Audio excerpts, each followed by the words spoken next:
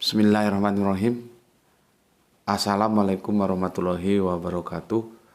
Asyhadu an la ilaha illallah, asyhadu anna Muhammadar Rasulullah. Allahumma sholli ala sayyidina Muhammad wa ala ali sayyidina Muhammad. Kama sholaita ala sayyidina Ibrahim wa ala ali sayyidina Ibrahim bil alamina innaka Hamidum Majid. Sebelumnya kita panjatkan dahulu doa kepada Gusti Allah Ingkang Maha Agung ya. Untuk saudara-saudara kita yang telah memberikan sholawatnya kepada channel dakwah ini, sehingga channel ini dapat eksis hadir dalam ruang-ruang diskusi kalian semuanya. Ya, tentu dengan sebuah harapan semoga sholawat itu menjadi catatan langit amal soleh bagi mereka dan keluarganya kelak. Dan insya Allah, Allah akan membalaskannya dengan balasan yang lebih baik lagi. Berikutnya untuk seluruh viewer terkasihku dimanapun kalian berada, di mancanegara maupun di dalam negeri, semoga selalu always dan tidak pernah never untuk tetap bertumbuh menjadi yang anti skip dan anti download. Bagi yang berkenan nih ya,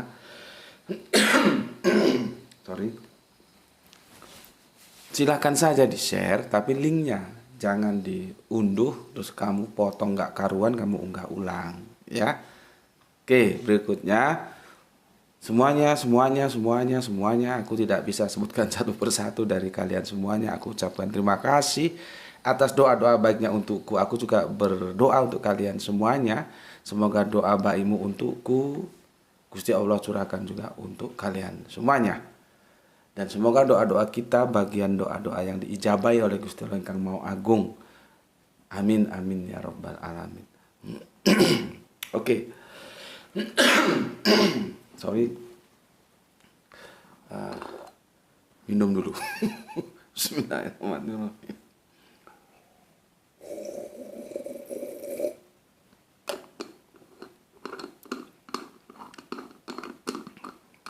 Oh iya, untuk saudaraku terkasih Muhammad Bintang Ramadan, mohon bersabar ya. Insya Allah setelah ini request dari saudara kita Kang Ben-Hur selesai, nanti aku akan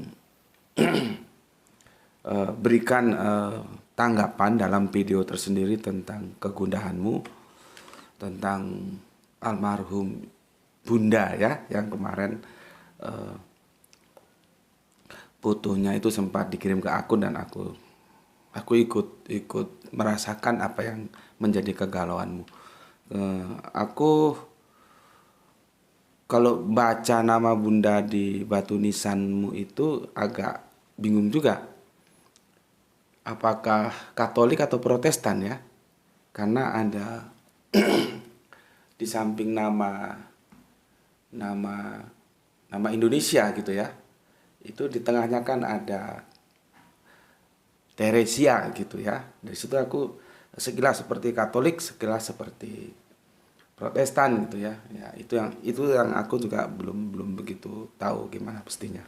Oke, tapi aku selalu siap ya, selalu bersedia untuk selalu memberikan apa yang bisa aku berikan untukmu. Semoga imanmu menjadi kokoh ya. Kalau kata iklan semen Gresik itu, kokoh tak tertandingi gitu ya. Cuman ya itulah namanya, karena aku juga tidak hanya ngurusin kamu aja, banyak yang lain juga. Jadi kita bagi waktu. Tetapi intinya aku tetap memberikan apresiasi dan siap untuk selalu memberikan apa yang kamu perlukan dari aku ya. Oke. Berikutnya kita sampai kepada seri yang ketiga setelah yang kedua ya. Seri yang ketiga.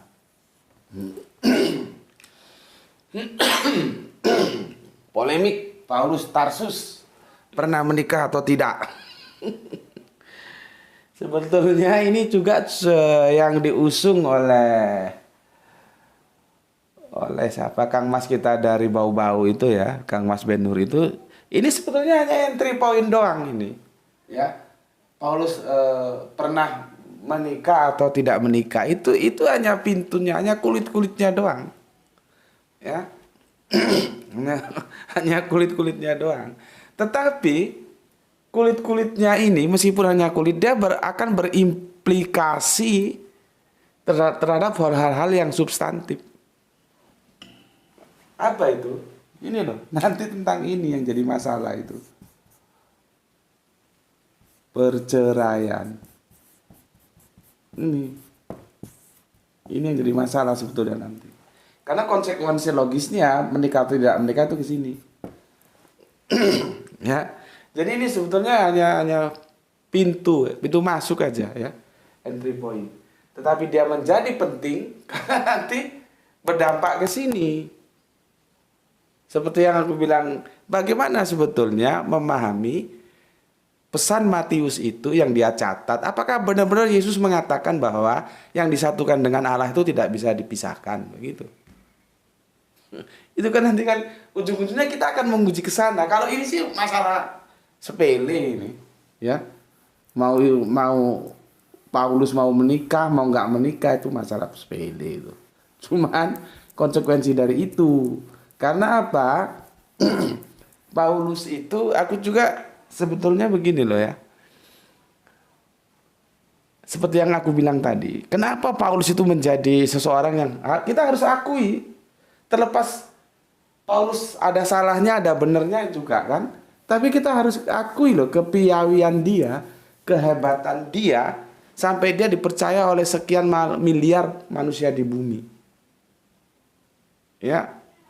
Sehingga seperti yang aku bilangkan kemarin, itu kan cuma surat sebetulnya.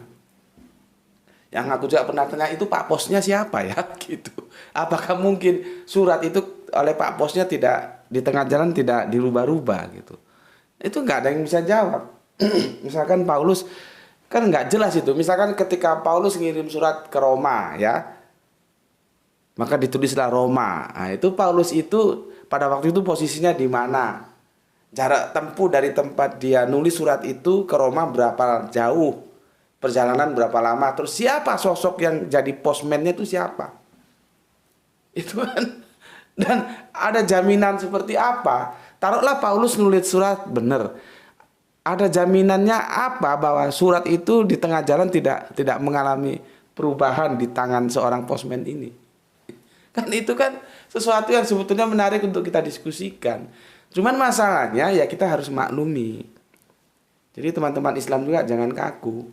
Bisa memaklumi lah apa yang dipikirkan oleh teman-teman Kristen. Mereka tidak berpikir ke sana karena mereka jatuhnya itu sudah menerima surat-surat Paulus itu sebagai kebenaran gitu loh. Masalahnya di sana. Jadi seperti ada diskusi ya, menarik, kawan-kawan bisa kita bahas. Yang aku sudah bilang, ini pendeta sebetulnya kalau diuber terus rontok dia. Bener, rontok dia. Ketika dia untuk menunjukkan bahwa Yesus itu Allah, rontok dia. Karena tidak ada Alkitab mengatakan baik perjanjian lama apalagi perjanjian baru sekalipun, perjanjian lama apalagi perjanjian terakhir apalagi. Nggak ada yang mengatakan Yesus itu Allah, ya, nggak ada. Kalau kalian masih bingung antara Allah itu proper atau enggak, ya sudah kita ganti ya. Aku kasih yang lebih mudah. Tidak ada Alkitab mengatakan perjanjian lama, perjanjian baru, Yesus itu YHWH itu tidak ada. Maka ketika si pendeta itu diuber, tolong saya satu saja data dari Alkitab, bukan kata-kata Anda sebagai pendeta, tolong kasih saya. Nggak bisa pendetanya ngomong. Pendetanya justru ngomong, yang saya terima ini seperti ini. Ya itu kan terjemahan. Sekarang bagaimana terjemahan aslinya? Ada nggak yang mengatakan seperti itu? Karena nanti ribetnya itu ketika kata Tuhan diterjemahkan itu. Terus dia bilang, wah itu kan nanti adanya di LAI. Kalau nggak mau di LAI, di Inggris sana dia nyebut apa begitu. Nah, terus akhirnya dia ngomong, saya ini hanya koki. Ya, saya ini hanya pelayan, bukan koki. Maksud dia itu kokinya itu yang ada di LAI, terus ada yang di Persatuan Penerjemah Alkitab di Inggris sana dia sebut apa gitu. Saya ini hanya koki. Dari situ, saya ini hanya pelayan, dia bukan koki gitu loh. Dari situ kita bisa tahu si pendeta ini sebagai pelayan, dia tidak perlu mengutak-atik atau mengkritisi apakah terjemahan itu benar atau salah. Karena dia sudah menerima terjemahan itu menjadi sebuah kebenaran gitu loh. Paham nih teman-teman Islam khususnya dalam membaca kerangka berpikir kekristenan. Sama dengan surat-surat Paulus. Mereka tidak perlu lagi untuk mengatakan ketika Paulus nulis surat posisinya di mana, surat ini dikirimkan ke Roma, berapa jarak dari tempat dia menulis sampai ke Roma. Kalau dulu kan belum ada perjalanan pesawat ya, perjalanan darat, berapa hari, terus siapa jadi posmennya, terus posmennya ada berapa, terus jaminan apa surat, kalaulah apa tulisan-tulisan Paulus itu benar,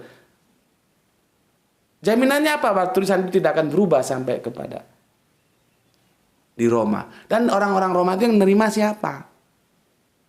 Kan orang Roma itu banyak. Ya siapa yang menerima? Begitu juga ketika katakanlah di Korintus atau di mana, siapa yang menerima? Jangan seperti kita dulu ngasih sekolah, siapa yang menuju 7 jenderal? PKI. Iya, PKI itu kan komunitas. Pribadinya siapa yang membunuh?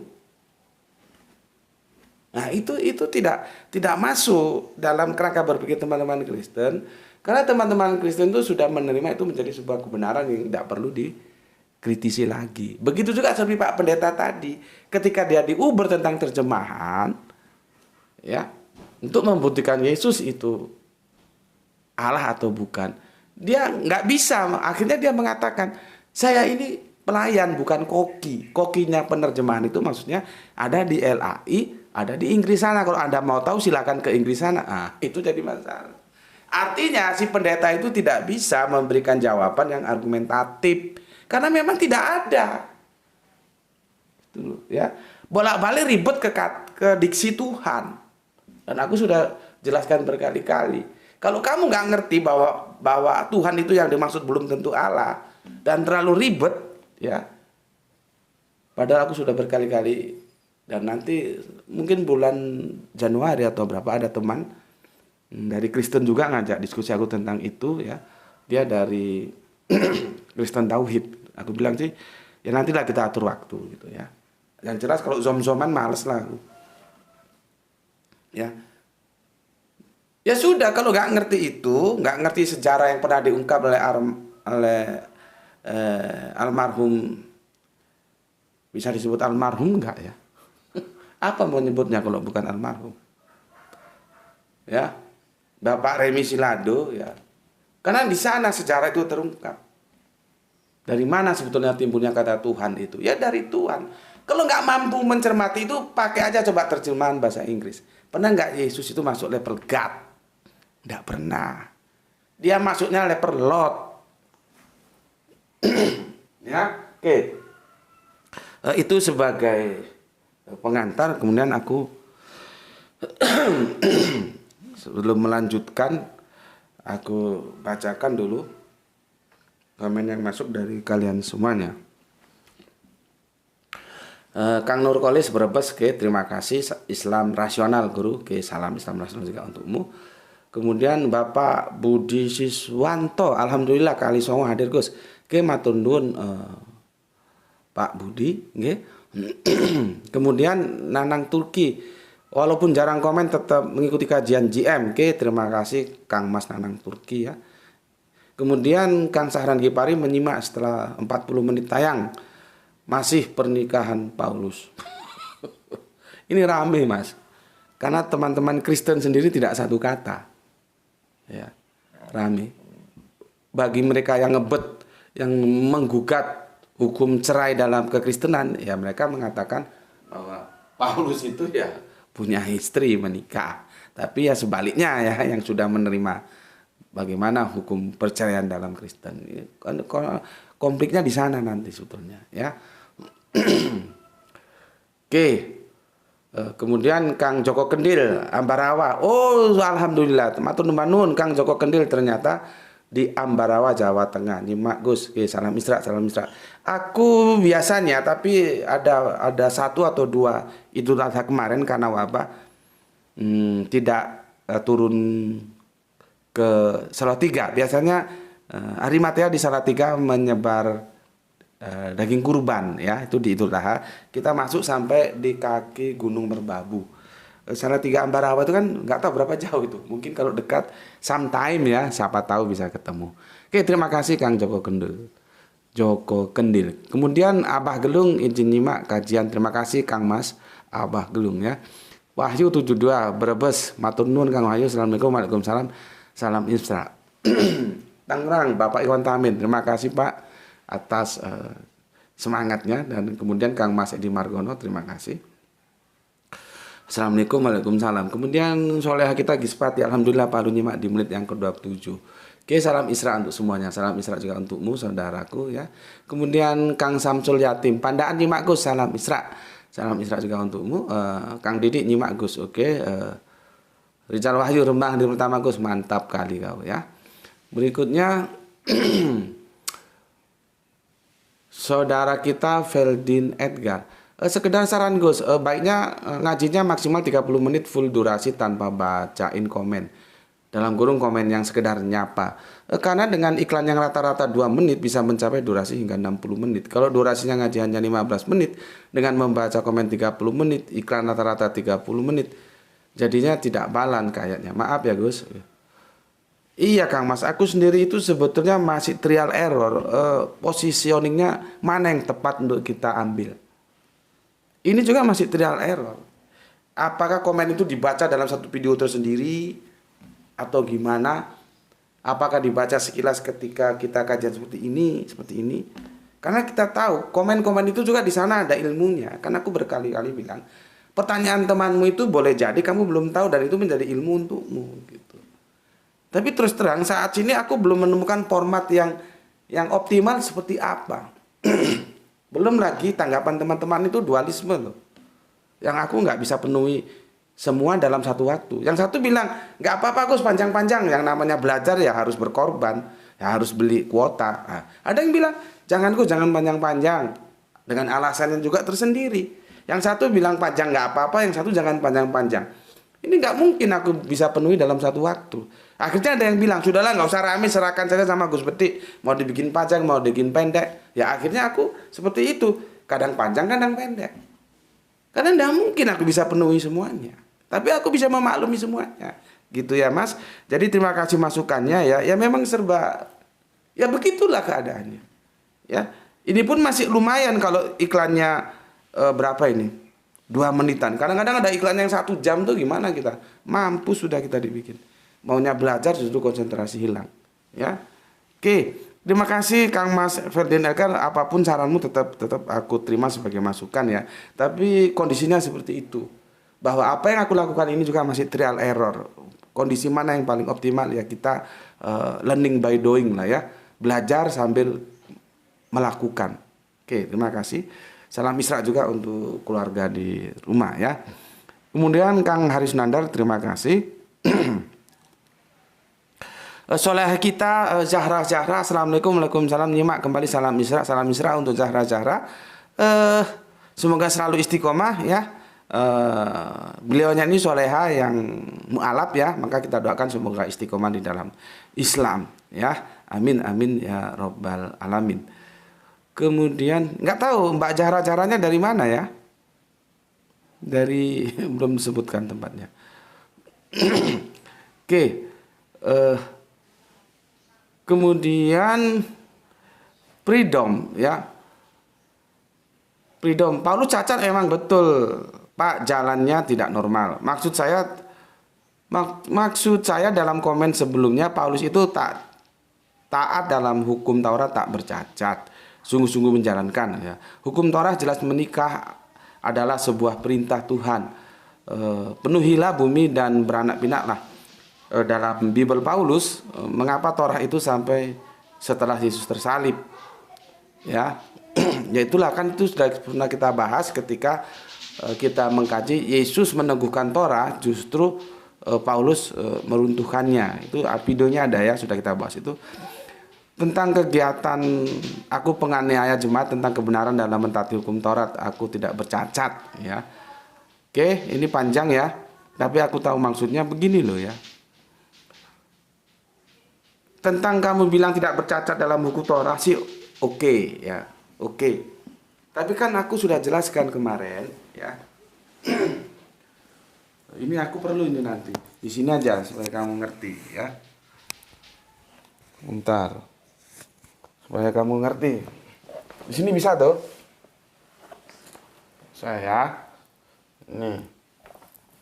Supaya kamu nggak bias dengan maksudku yang bercacat itu, ya.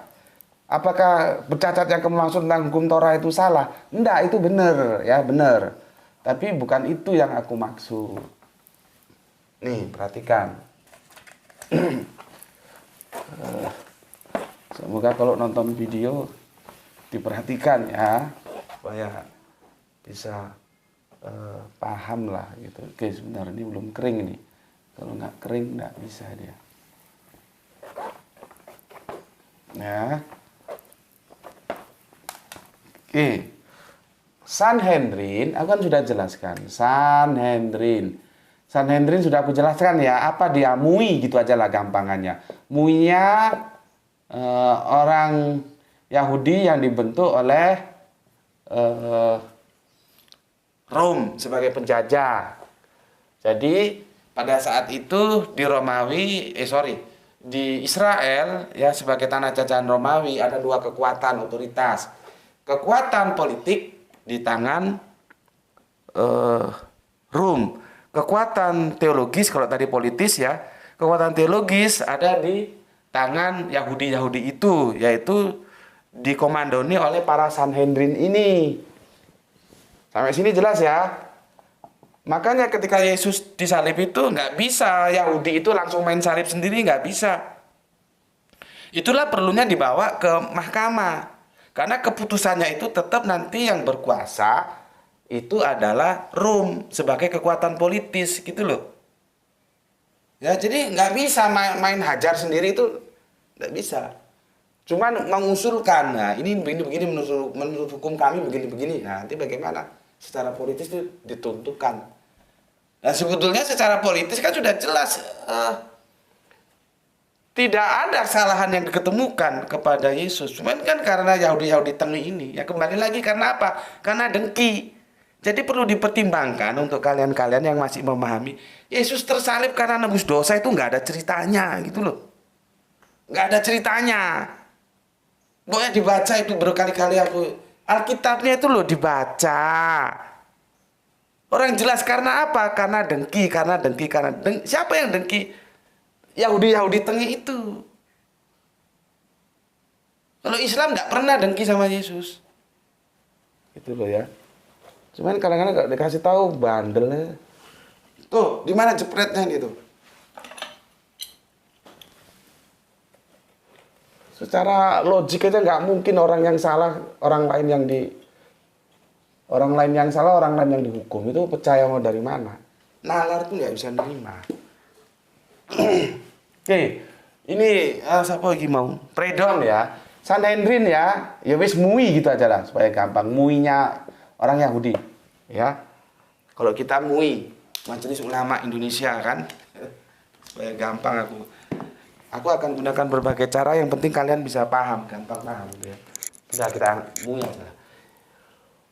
Ini kan sebagai otoritas yang diberi, tapi terbatas. Kemarin sudah kita diskusikan. Untuk masuk ke sini itu ada syaratnya. Lihat ini. Pertama, dia harus pintar, cerdas. Kedua, dia harus kaya. Artinya secara finansial dia mampu. Ketiga, dia harus gagah.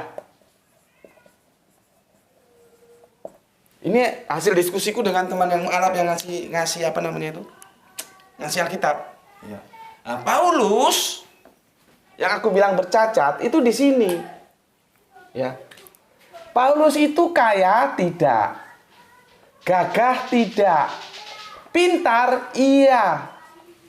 Karena apa? Dia belajar sama Pak Jamal. Itulah ya.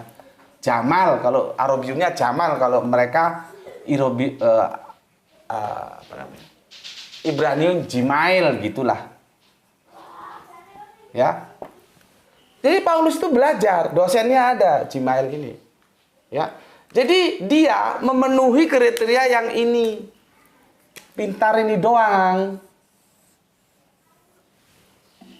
Ya. Sementara kaya kagak.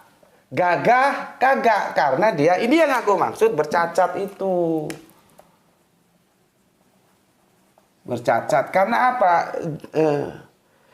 Kalau orang Jawa bilang kencit. Kencit atau genje.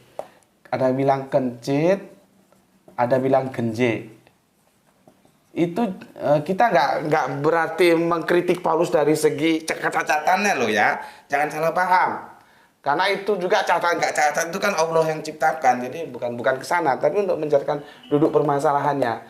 Karena kencit atau genje kalau jalan itu nggak normal karena kakinya kecil sebelah, dia cacat. Ini yang aku maksud. Karena itu dia tidak mungkin jadi anggota Sanhedrin. Ini kan sudah aku tulis. Ya ini kan. Ke dalam kekristenan Paulus dalam dualisme kutub yang saling berbeda. Ada dikatakan dia Sanhedrin. Ada yang katakan tidak Sanhedrin. Kalau aku bilang Paulus itu tidak Sanhedrin. Karena dia tidak memenuhi dua syarat ini. Dua syarat ini yang dia penuhi cuman ini. Dia pintar. Tetapi apakah ketika dia tidak Sanhedrin terus bisa diputuskan dia berarti tidak menikah? Nanti dulu. Makanya nanti dulu. Ini kan episodenya belum berakhir. Karena nanti ini ruwet ini, ya. Masing-masing kekristenan itu punya landasan, kalau kita bilang landasan hukum sendiri-sendiri. Yang sama kuatnya dan itu sama-sama dari surat Paulus. Yang kalau kita baca keduanya itu saling bertolak belakang. Yang satu mendukung dia menikah, yang satu mendukung dia tidak menikah. Itu loh ya. Tahu ya duduk permasalahannya ya. Makanya perhatikan baik-baik ya. Dan sabar. Ini masih aku siapkan. Kerangka berpikirnya begini. Seperti kan aku bilang. Kalau aku bikin kajian itu pasalnya itu terserak dulu. Nah, nanti kalau sudah tersiap. Ini. Baru di akhir, di ujung kita rangkai bareng menjadi sebuah bangunan yang utuh. Oh ternyata begitu. Gitu loh. Ya, nah ini pahami dulu. Aku pada kondisi Paulus itu bukan Sanhedrin karena ini. Tetapi nggak bisa juga aku setuju dengan kekristenan kalau dia bukan Sanhedrin, ya berarti dia tidak menikah. Oh nanti dulu bos, nggak segampang itu. Ya sudah ya, aku tutup ya. Anu sulap nggak nih? Berarti aku tutup aja ini. Ada yang bilang nggak tahu katanya hiasannya paling bagus. Padahal ini bukan hiasan, ini menutup karena matahari mantul dia kalau nggak ditutup. Kamera akan kacau kalau ada pantulan cahaya. Ini berapa lama tuh? Ini belum udah setengah jam. Ya. Freedom mungkin itu yang bisa aku jelaskan dan semoga kamu pahami ya. Kemudian Kang Irfan Al-Akbar ya. Yang jadi polemik adalah konsekuensi logis dari status seorang yang sangat berpengaruh terhadap ajaran kekristenan yaitu Paulus. Iya, seperti aku bilang tadi, ini kan hanya sekedar entry point saja. Tapi nanti ujungnya tuh keceraian itu. Cuman yang jadi masalah, kenapa Paulus jadi apa ya? Orang kedua setelah Yesus. Tetapi kitabnya lebih banyak Paulus. Ya, itu yang pertama ya. Dan Paulus itu seolah-olah dia otoritas banget. Padahal seharusnya kalau kita lihat peta kekristenan itu ya, itu orang terpenting ring satu lah, katakan ring satu ya. Itu seharusnya kan Petrus yang didengar. Kenapa justru Paulus? Paulus ini tanpa ada jasa Barnabas, dia bukan siapa-siapa. Ini yang harusnya kita paham. Paulus itu bisa masuk lingkaran ring satu. Yang aku maksud lingkaran ring satu itu adalah para murid dari Yesus yang orang memang pernah berinteraksi langsung dengan Yesus. Ya para muridnya itu. Kalau Paulus itu tidak pernah. Berinteraksi langsung itu tidak pernah dia. Ya. Itu kan komandannya ada di Petrus. Dan karena ada peristiwa di mana itu? berhadapan dengan orang-orang yang di luar teritorial Israel tentang sunat itu, mereka tidak bisa memutuskan ini orang-orang non-Israel ini disunat enggak ini. Maka dibawalah oleh Barnabas ke Yerusalem untuk minta pendapat dari Petrus, kemudian didukung oleh Yakobus. Di sana asal mulanya Paulus itu masuk dalam lingkaran ring satu. Kalau nggak ada jasa Barnabas, orang mungkin. Dan berikutnya di tengah jalan ternyata dia juga berpisah dengan Barnabas karena ada pertikaian. Gitu loh. Ya, nah yang jadi masalah ya, konsekuensinya kenapa Paulus itu dijadikan konsekuensi? Ya biarin saja orang itu hidupnya Paulus kok. Ya, oke. Bila dia menikah maka ajarannya bertentangan dengan apa yang dilakukannya. Belum tentu. Seperti aku bilang tadi, belum tentu, ya, belum tentu bertentangan. Maka sudah klop dengan ajarannya. Intinya hak ini merupakan salah satu celah dari kekristenan karena terlalu banyak bersumber pada ajaran Paulus. Ya oke lah kalau ini ya. Seharusnya porsi ajaran harus lebih banyak Yesus. Iya, kan derajatnya aja jauh. Apalagi Yesus katanya Allah, ya. Ketika Paulus mengatakan begitu tersalibnya Yesus, maka Torah sudah tidak lagi harus diperhitungkan. Itu harusnya kan dipikir ulang. Benar nggak ini? Karena Yesus sendiri bilang satu iota pun nggak boleh hilang. Ya. Ini tuh ya. Mana? Oke. Sebentar ya. Ada kesalahan teknis. Oke. Ini sudah habis baterainya. Harus kita cas dulu. Oke. Ya. Jangankan dibanding Yesus, dibanding Petrus saja Paulus itu kalah level sebetulnya. Tapi ya itulah berkali-kali aku bilang, terlepas siapapun Paulus kamu terima atau kamu tolak, kamu harus mengakui bahwa Paulus itu orang punya kehebatan sehingga dia bisa diterima oleh sekian miliar manusia di planet bumi ini. Itu kan kehebatan.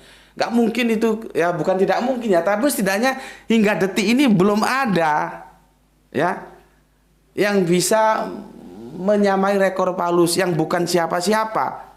Dia kan bukan siapa-siapa, bahkan bekas penjahat. Berapa pengikut Yesus dibunuh? Kecuali dia levelnya nabi itu beda, tapi kan bukan. Gitu. Ya, oke. Itu untuk Kang Mas yang dari Jambi, Kang Mas Irfan, ya. Ada lagi nih. Sebentar. Sebentar. Error lagi dia ini ya. Oke. Itu tadi Kang Mas Irfan Al-Akbar ya dari Kerinci. Aku sudah baca semua. Ada lagi yang belum, takut kelewatan ya. Oke. Siapa lagi?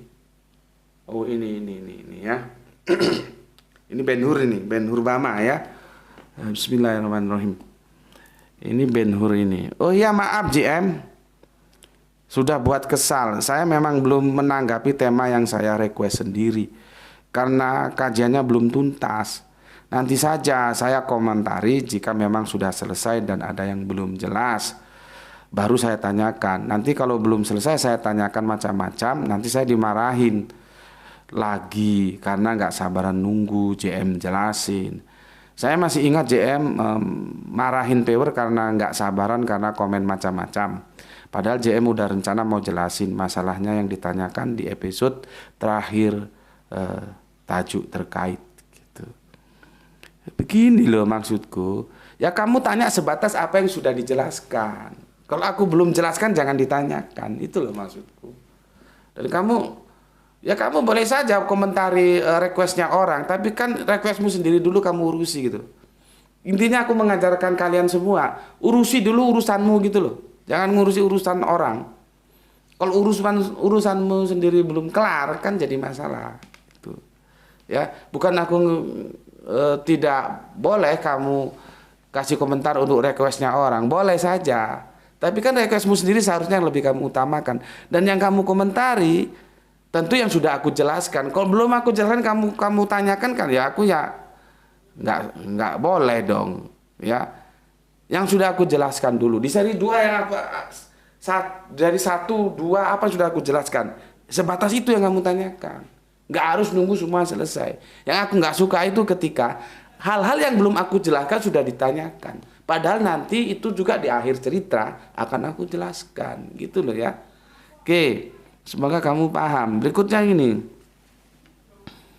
Nah ini kan bagus. Kamu komen apa yang terkait dengan apa yang kamu request. Gini ya. Gini. Saya request tema ini karena dulu ramai perkataan. Kita nggak sebut orang lah ya, kita sebut A gitu aja ya. Sebut A, aku nggak suka ngomong orang ya. Kita sebut bergeser lagi ya. Karena ini aku tetap perlukan ya. Bentar. Ya. Ini sama-sama Kristennya ya, tapi mereka berbeda. Seperti yang aku bilang, dalam kekristenan itu rancu. Ya, memposisikan sama dengan memposisikan Yudas itu sebetulnya pengkhianat atau pahlawan, meskipun dalam Alkitab jelas-jelas dikatakan Yudas pengkhianat. Karena apa? Itulah dogma itu bikinan manusia. Maka dalam titik tertentu, kalaupun dalam titik-titik yang lain seolah-olah dia benar, dia akan mengalami blunder. Seperti blundernya bagaimana kekristenan akan memposisikan Yudas. Itu blunder itu. Kalau dia disebut pengkhianat tanpa jasa dia bagaimana? Dosa bisa tertebus. Kalau dia ya berarti dia pahlawan. Mau dikatakan pahlawan tapi dia mengkhianati sang guru. Sampai nyawanya dihabisi begitu. Ya itu tadi. Karena apa? Dogma. Dogma itu kan manusia yang bikin. Kalau manusia yang bikin, sejauh apa dia berpikir? Dia tidak tahu. Satu saat dia akan ketemu blunder. Ya, begitu juga tentang kawin mengawin ini, cerai mencerai ini gimana sebetulnya. Nanti kita mungkin saja akan menelisik sampai ke perjanjian lama. Ya, ini kan perjanjian baru sementara. Oke. Dulu rame perkataan yang bilang A, ya, bilang A gini aja ya. Si A ini bilang. Ini A ya. Ini A. Apa kata dia? Ya, kata si A itu Paulus itu pasti pernah menikah karena dia Sanhedrin. Ini kata si A ya. Paulus itu Sanhedrin. Sanhedrin, maka dia menikah. Ya. Ini kata si A, ya. Kata si A. Dan jadi Sanhedrin syaratnya harus menikah. Ya, karena dia Sanhedrin maka dia menikah. Kesimpulannya kan begitu. Karena syarat menjadi Sanhedrin harus menikah. Gitu ya. Tapi kan tidak semua Yahudi itu harus menjadi Sanhedrin. Ya, kita harus clear di situnya. Ya. Oke. Berikutnya, lalu argumen ini dibantah oleh J ya. JT ya, JT ini AH gitulah saya. Ini JT. JT ini alhamdulillah ya. Sudah tinggal selangkah lagi dia sudah bertobat. Memang sulit. Orang dalam kesendirian itu kan merenung memikirkan Tritunggal ini waras enggak sih ini gitu. Nah, alhamdulillah si JT ini kan akhirnya kan dia menolak Tritunggal. Padahal dia berapa tahun mengabarkan Tritunggal. JT itu menolak Tritunggal, dia masuk ke Wanases sekarang. Meskipun Wanases itu sendiri sebetulnya masih juga belum selesai. Ya, itu contoh gampang karena nurani itu pastilah menuntut kebenaran. Kalau satu sama satu, kalau dijulai ya mesti 3 lah. Jangan diutak-atik nanti dibagi, dipustasis, dibagi lagi. Ini apa namanya itu persona ya. Jadi kacau. Karena Allah tidak pernah membagi dirinya seperti itu. Ya, ada yang hipostasis, ada yang ausia. Kan begini, ada yang hipostasisnya, ada yang ousianya. Jadi Allah itu dibagi seperti ngerti-ngertinya mereka. Terbagi menjadi hipostasis dan ousia. Di kitab mana ada ngajar seperti ini? Itu kan akal-akalan orang nggak beres, nggak taat Alkitab. Aku nggak tahu kalau sudah berbicara tauhid aku kenceng. Ya. Jadi perjanjian lama, perjanjian baru itu masih mengajarkan tauhid. Buktinya gampang saja. Teman-teman Kristen itu masih ada kok. Ya nanti yang ngajak aku diskusi. Teman Kristen tauhid itu belum lagi nanti saksi Yehova. Itu semua hati itu ya satu. Bukan satu dalam tiga, tiga dalam satu. Nggak ono. Ya. Ya. Pendeta JT ini salah satu pendeta contoh yang dia sudah tobat dia. Dia tidak lagi menerima Tritunggal. Nggak bisa, kesadaran kita sebagai manusia pasti menuntut kebenaran gitu loh. Bagaimana kita akan menerima dengan legowo sesuatu yang bertentangan dengan rasio, dengan akal? Nggak mungkin. Ya? Nggak mungkin. Nah, JT, apa kata JT? JT ya, gini. Lalu argumennya si AH ini dibantah oleh JT, ya. Dibantah oleh JT. Dibantahnya bukan dengan argumen akademis, tapi dengan ancaman. Katanya JT, kalau AH nggak tobat dari pemahamannya, maka akan masuk neraka. Kan begitu kan? Saya baru ingat alasan ini waktu GM baca komentar tentang Mbak Zahra, ya, Mbak mu'alaf kita itu ya. Kita doakan semoga selalu istiqomah dalam Islam, ya. Ya memang sayangnya si JT ini, dia kan seharusnya punya wawasan. Tapi dia mengancamnya dengan menggunakan ancaman itu sebagai jawaban yang nggak bisa juga. Dia jawab begini, kalau AH nggak tobat dari pemahamannya maka akan masuk neraka. Gitu. Jadi pemahaman si JT, ya Paulus itu tidak menikah,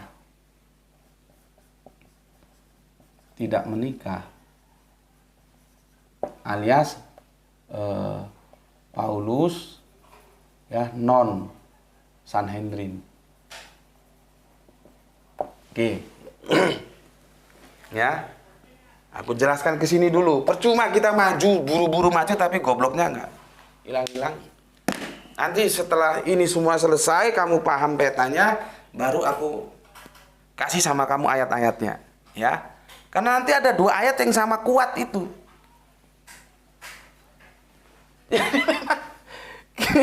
Ya, kekristenan ini memang sama kuat. Yang bilangnya Paulus menikah juga dia pakai ayat, yang bilang Paulus tidak menikah juga pakai ayat. Tapi nanti dulu, sabar, ikuti permainan yang aku tawarkan. Udah berapa lama, Le? Waduh, sudah 42. Mauku cuma setengah jam, cuma 42. Ini, lihat ini ya. Lihat ini ya. Ini aku masih tidak hilangkan. Artinya apa? Untuk menjaga kamu bisa kontrol bagaimana linearitas yang aku bangun. Ya, aku kan bilang begini. Kekristenan posisinya terhadap Paulus itu ada 2. Yang satu Sanhedrin, yang satu tidak Sanhedrin. Sama kan?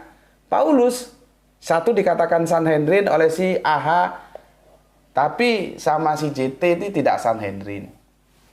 Konsekuensi logisnya, kalau Paulus itu Sanhedrin, maka dia menikah. Nah, ini ditarik kesimpulan. Kalau Paulus non Sanhedrin berarti dia tidak menikah. Ini yang salah. Kalau ini benar, ini yang salah. Ini seperti kita belajar statistik. Kalau tidak paham duduk permasalahannya, salah menarik kesimpulan. Ini yang salah. Ya, seperti ini. Sudah aku tulis, ya. Kalau tidak Sanhedrin, itu ada 2 kemungkinan.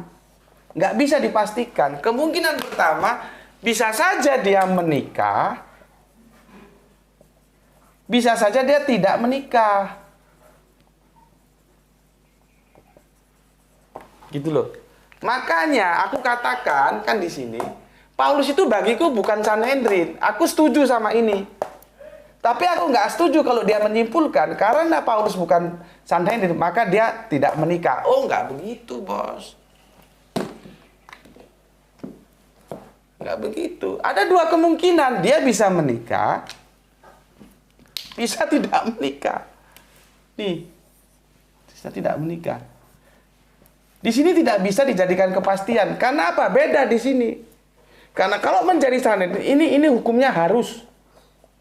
Menikah itu harus menjadi sanhedrin. Maka bisa dipastikan kalau dia sanhedrin, dia menikah. Tetapi kalau non sanhedrin tidak ada keharusan kan? Dia bisa saja menikah, bisa saja tidak menikah. Itu loh. Yang aku tidak setuju sama JT dan sama kekristenan umum, kalau aku baca perdebatan-perdebatan mereka, itu seolah-olah kalau Paulus itu non sanhedrin, berarti dia tidak menikah. Ini yang salah. Padahal kenyataannya, kalau dia bukan sanhedrin, itu ada dua kemungkinan. Ya dia mau menikah, monggo. Tidak menikah, ya monggo. Karena yang diwajibkan menikah itu di sanhedrinnya. Paham di sini? Beda. Dalam satu sisi aku sama dengan JT, seperti yang aku bilang, ini kan aku kali, ini kan enggak ya.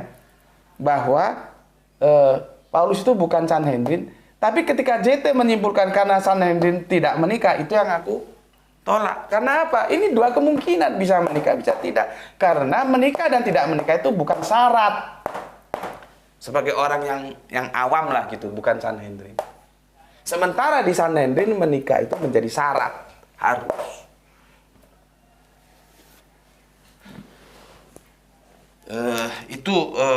Siapa namanya? Ben Hur ya. Aku sudah jawab ya. Dan semoga nggak tahu, cukup jelaskan ya, masih agak sulit dipahami ya. Oke, udah berapa lama tuh? Maunya aku cuma 15 menit tapi nggak mungkin bisa ya. Oke, aku kira ini dulu ya. Besok kita lanjutkan lagi ke seri yang keempat ya. Pesan untuk saudara-saudaraku yang Islam ya. Jaga Allah, jaga Kanjeng Nabi, ya, jaga Al-Quran, jaga Islam menjadi bingkai imanmu, tetapi tetap ya, aku ingatkan, tetap memberi hormat kepada saudara kita yang memilih jalan lain. Mereka tetap saudara kita, ya. Dan kita tidak boleh menghina, mengejek sesembahan agama di luar Islam, apapun agamanya tidak boleh. Kalau mau didiskusikan, diskusikan aja secara bijak dalam bingkai akademis. Ya, perkara mereka mau menyerang kita dengan ocehan-ocehan yang sangat kotor, yang nggak pantas, itu ya terserah mereka. Nanti kan biar publik, sebetulnya orang beragama itu bicaranya harus seperti apa, gitu ya. Tapi kita nggak boleh kita menghina, ya. Karena mereka ya bebas saja, karena mereka tidak mengimani. Mereka mau mengomongkan apa saja tentang Kanjeng Nabi Muhammad. Karena mereka tidak mengimani. Itu apa ya? Yang membuat mereka bebas untuk melakukan apa saja. Sementara kita tidak boleh. Kita tidak bisa bebas mengatakan apa saja terhadap Yesus. Maksudnya bebas yang menyerang dia, tidak bisa. Yang kita bisa serang adalah kerangka berpikir teman-teman Kristen tentang siapa Yesus. Jadi kerangka berpikirnya bukan pribadi Yesus. Kita tidak boleh, karena kita harus menghormati semua para nabi, itu loh. Jadi posisi kita dan posisi kekristenan itu beda. Tapi ya tidak semua ya, teman-teman Kristen yang sadar bahwa dia orang beragama, seharusnya mulutnya itu juga terjaga sebagaimana orang Kristen beragama itu juga ada. Jadi jangan dikebelah. Ya, aku ngajak kalian untuk yang objektif saja ya. Kalau yang anjing ya kita bilang anjing gitu aja, kalau yang enggak ya jangan gitu ya. Tapi intinya kita tidak bisa seperti mereka. Kita tidak mungkin akan pojokkan Yesus dengan perkataan-perkataan kotor secara pribadi, tidak mungkin. Dosa orang kita disuruh menghormati. Kalau mereka menyerang nabi kita, ya karena mereka tidak mengimani, bebas-bebas aja gitu. Ya, semoga ini bisa dipahami ya. Kalau ada apa-apa ya tarik aja dalam bingkai akademis, diskusi yang enak, yang saling menghormati. Kalau nggak mau ya sudah, biarkan saja berlalu. Gitu. Toh lama-lama kalau capek diam sendiri.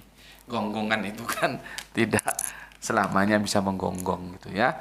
Oke. Berikutnya kita sama-sama berdoa, semoga kita mendapatkan keberkahan ya, rezeki yang barokah dan kesehatan. yang prima. Itu dari aku. Bismillahirrahmanirrahim. Alhamdulillahirabbil alamin.